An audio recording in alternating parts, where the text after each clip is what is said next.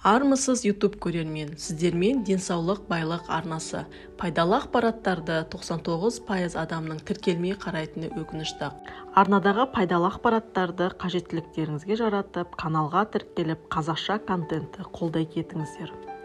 Бүгін сіздердің назарларыңызға көптеген семьялардың дастарханда кездесетін, әсіресе қыс айларында сұранысқа ие, сондай-ақ жаңа жылдың қарсаңында, не болмаса жаңа жылда дастарханның сәнін келтіретін селедка под шубой, не болмаса сель под шубой деп айтып атады.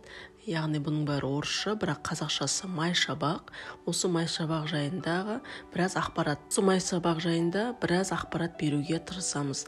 Майшабақ деп атқанымыз бұл орысша селедка. Көбіне селедканы тұздалған түрінде біз пайдаланамыз. Аңыз бойынша майшабақты тұздау технологиясын теңізші Вильям Якоб Беккельсон ойлап тапқан. Майшабақ құрамында В және Д топтарының құнды дәрумендері, сондай-ақ фосфор, йод, натрий, фтор және басқа да микроэлементтер бар. Майшабақтың құрамында организмнің зиянды холестерин деңгейін төмендетуге көмектесетін май қышқылдары бар. Майшабақ ағзаға оңай сіңеді және ақуыздың керемет көзі болып табылады. Сонымен қатар құрамындағы фосфор, йод, кальций, калий, натрий, магний, мырыш, фтор өте көп. Барлығы 100 грамм балықта күнделікті ақуыздың жартысына дейін болады. Лосось немесе майшабақ сияқты майлы балық сорттары денеге ақ балыққа қарағанда кем дегенде 2 есе көп калория береді.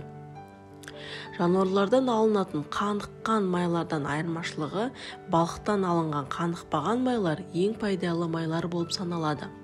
Ғалымдардың пікірінше, бұл балықта кездесетін омега-3 май қышқылдары жүрек қан тамырлары ауруларының алдын алуға көмектеседі.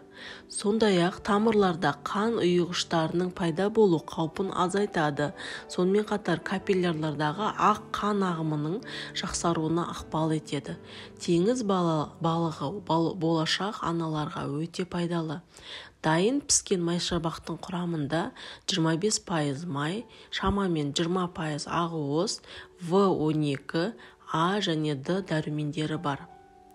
Майшабақты қолдану псориаздың кейбір белгілерін әлсіретеді дейді ғалымдар. Көру қабілеті мен ми қызметін жақсартады деген дәлелдер де бар. Балық майы өсімдік майларына қарағанда 5 есеге тиімді. Ол қандағы холестеринді төмендетеді. Балықтың бұлшықет тініндегі ағзаға ақуыздарды сіңіруге көмектесетін В дәрумендері бар. Зерттеу нәтижелері көрсеткендей, майшабақ денеде жақсы холестерин деп аталатын жаман холестериннен айырмашылығы атеросклероз мен жүрек қан тамырлары ауруларының қаупін едәуір төмендететін, жоғары тығыздықтағы липопротеидтердің мөлшерін арттырады. Көбіне омега-3 майларының жетіспеушілігі қатерлі ісік, ревматоидты артрит, атеросклероз, иммундық жүйенің әлсіздігі және тағда басқа сияқты аурулармен байланысты. Майшабақтың құрамындағы никотин қышқылы мен Д дәрумені бар. Олар сүйектер мен жүйке жүйесін сауықтырудың маңызды факторы болып табылады. Майшабақты абайлап жеу керек, өйткені бұл өнім өте тұзды. 1 грамм ас тұзы 100 мл-ге дейін суды байланыстыра алады. Сондықтан қан қысымы көтеріліп, ісініп, бүйрегі ауыратындар майшабақпен айналыспауы және оны жемеуі тиіс. Әсіресе жас жеңіл тұздалған майшабақ 6,5 грамм тұздан тұрады. Тіндер мен қан тамырлары ас тұзымен қаныққан кезде денеде артық су пайда болады. Бұл барлық органдардың шамадан тыс жүктелуіне әкеледі. Барлық балықтарда басқа тағамдардан табу қиын көптеген қоректік заттар бар. Мысалы, бұлшықеттердің жұмысына қажетті омега-3 май қышқылдары. Қазір көп жағдайда омега-3, 6, 9 деп біз үнемі айтып жатамыз, және ол біздің ағзамызға беретін пайдасы да бар. Майшабақ осы және басқа да заттарға бай және оны жеуге ең қолжетімді балықтардың бірі болып табылады. Американдық жүрек қауымдастығы дененің жалпы денсаулығын сақтау үшін аптасына 2 рет балық жеуді ұсынады. Атлантикалық және Тынық мұхиты майшабақтары омега-3 майқышқылдары мен ЭПА және ДХА тамаша көздері болып табылады. ЭПА деп атқанымыз бұл эйкозапентайон қышқылы және ДХА декозагексайон қышқылы.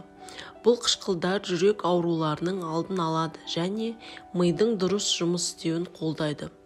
Олар сондай-ақ крон ауруы және артрит сияқты қабыну жағдайларын азайтуда да тиімді. Ұлыбритания ғалымдары бұл майқышқылдарының нейропротекторлық қасиеттері бар екенін айтады. Яғни ол біздің миымыздың денсаулығын сақтауға көмектеседі. Майшабақтағы омега-3 денедегі қабынуды азайтуға да көмектесе алады. Еуропалық халықтық диетасында жиі кездесетін көп қабыну омега-6 майлары бар. Ал омега-3 бұл көбіне балықтың барлық түрлерінде кездесе береді. Ағзаға тағамдағы омега-3 майы қышқылдарын қосу арқылы омега-6-ның тұтыну деңгейін үнемі теңестіріп отыру керек. Сондай-ақ 2015 жылы кардиологтардың зерттеуінің нәтижесінде омега-3 май қышқылдары, соның ішінде майшабақ сияқты балықта кездесетін май қышқылдары, жүрек ауруының қаупін азайтуға көмектеседі делінген. Ғалымдар омега-3 триглицеридтер сияқты заттардың деңгейін төмендетеді, бұл жақсы холестерин деңгейін жоғарылатады және жүрек ырғағының бұзылуының ықтималдығын азайтады дейді. Құрамында В12 дәрумені бар. 100 грамм атлантикалық майшабақ В12 витаминінің күнделікті 4-5 порциясын қамтамасыз ете алады. Бұл қоректік зат адамға бүкіл денеде сау қан және жүйке жасушаларын сақтайды. В12 дәрумені адамдарды шаршатып, әлсірететін мегалобластикалық анемияның алдын алуға көмектеседі делінген. Балық тағамы ең көп таралған 8 тағамдық аллергендердің тізімінде. Сондай-ақ майшабаққа аллергиялық реакциялар жиі кездеседі. Азық-түлік аллергиясының бұл түрі әртүрлі жолдармен көрінеді. Майшабақ жегеннен кейін сізде келесі белгілер пайда болса, аллергологпен кеңескеніңіз жөн. Оның бірінші белгісі есек жем, яғни крапивница, жүрек айнуы, ауыр тыныс алу. Осы жағдайлар кездессе, міндетті түрде аллергологпен кеңесіп, назначение алыңыз. Теңіз өнімдері тағамдық топ ретінде өте қоректік болғанымен, кейбір танымал түрлері, мысалы қылыш балық құрамында сынаптың жоғары деңгейі бар. Сынап деп отқанымыз бұл ртуть. Сынап ағзаға, денсаулыққа көптеген жағымсыз әсерлерді тудыруы мүмкін, улы ауыр металл және негізгі органдарды да улайды. Бақытымызға орай, майшабақтың тағы бір артықшылығы бұл ең таза мұхит балықтарының бірі және құрамында сынаптың ең аз мөлшері. Бірақ кейбір брендтерде бұл басқаларға қарағанда көбірек. Балықтың қай жерде өндірілгенін мұқият оқып шығу үшін және денсаулығыңызды қорғау үшін өндіруші туралы да ақпараттарды біраз білгеніңіз жөн. Майшабақ жадты нығайтуға, жад деп атқанымыз память, метаболикалық процестерді қалыпқа келтіруге және жүрек қан тамырлары ауруларының қаупін азайтуға көмектеседі.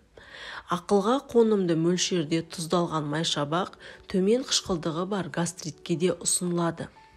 Майшабақтың майлылығы пайдалы, өйткені ол дененің қалыпты жұмыс істеу үшін қажетті жақсы холестериннің өсуін белсендіреді, яғни ол катализатор ретінде жұмыс жасайды. Балаларға түнде дымқыл жаялықтан оянбас үшін ұйықтар алдында майшабақтың кішкене бөлігі беріледі, өйткені тұз сұйықтықты сақтайды. Тұздалған майшабақтың жабық пакеттерін қаптамадағы нұсқауларға сәйкес сақтау керек. Ашылған өнімді шыны банкіге салып 7-10 күн бойы сақтай аласыз. Өнім 10 және 14 күн бойы дәмін жоғалтпайтындықтан дереу тазалап, кесіп, шыны ыдысқа салып, күнбағыс майымен толтыру ұсынылады. Ал қадірменді YouTube көрермен, қысқаша қайырғанда майшабақ, яғни селедка жайлы біраз ақпарат беруге тырыстық. Ғалымдардың өздері айтып кеткен, аптасына 2 рет балық тұтыну қажет деп. Күнде жеу міндетті емес. Аптасына бір мезгіл жесеңіз де сіз өзіңізге қажетті майқышқылдарын, қанықпаған майқышқылдарын ағзаңызға бере аласыз. Аман болыңыздар, ауырмаңыздар, денсаулықтың қадірін ауырмай тұрып күте білейік.